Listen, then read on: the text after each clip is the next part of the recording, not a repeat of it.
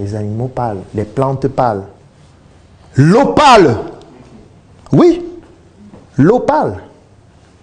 Est-ce que vous savez qu'en fonction du problème qui a provoqué vos larmes, la qualité des larmes n'est pas la même? Okay. Oui. Oui, c'est vrai.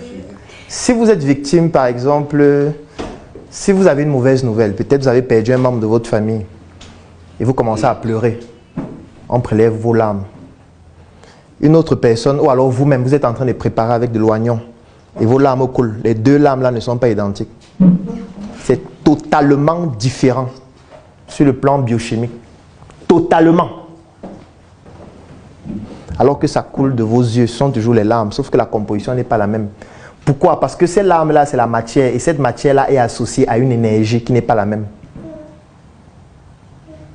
L'une est associée à une énergie liée à des émotions, d'un deuil. J'ai perdu quelqu'un, il y a des émotions, la douleur. Cette douleur-là, c'est une énergie. Cette énergie-là, vous transmettez ça dans une matière qui est la larme. Et cette larme-là a donc une composition différente parce que l'énergie qui est associée à cette matière n'est pas la même. Par contre, quand vous êtes en train de préparer, vous avez les oignons. L'énergie des oignons n'est pas la même. Donc l'énergie la transmet à la matière d'autres propriétés qui font en sorte que ces larmes-là n'ont pas les mêmes caractéristiques sur le plan des électrolytes ou alors sur le plan des électrons qui est à l'intérieur. Du coup, les larmes ne sont pas les mêmes. Ça veut dire que la matière varie en fonction de quoi? De l'énergie.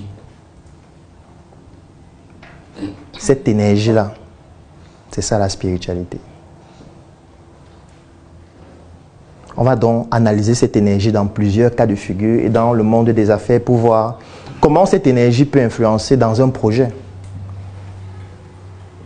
Comment cette énergie peut influencer dans le rapport qu'on a avec ses collaborateurs. Comment cette énergie peut influencer dans la conception d'un produit ou d'un service. Comment cette énergie peut influencer dans ses techniques de vente ou de communication. C'est cette énergie-là qui englobe la spiritualité. Maintenant, pour qu'on puisse entrer de plein fouet dans le débat ou dans le thème, je vais vous poser quelques questions. Est-ce que vous pouvez me citer des choses qui existent, mais qu'on ne peut pas voir ni toucher? Des choses qui existent, dont l'existence est vérifiée scientifiquement, mais qu'on ne peut pas voir ni toucher.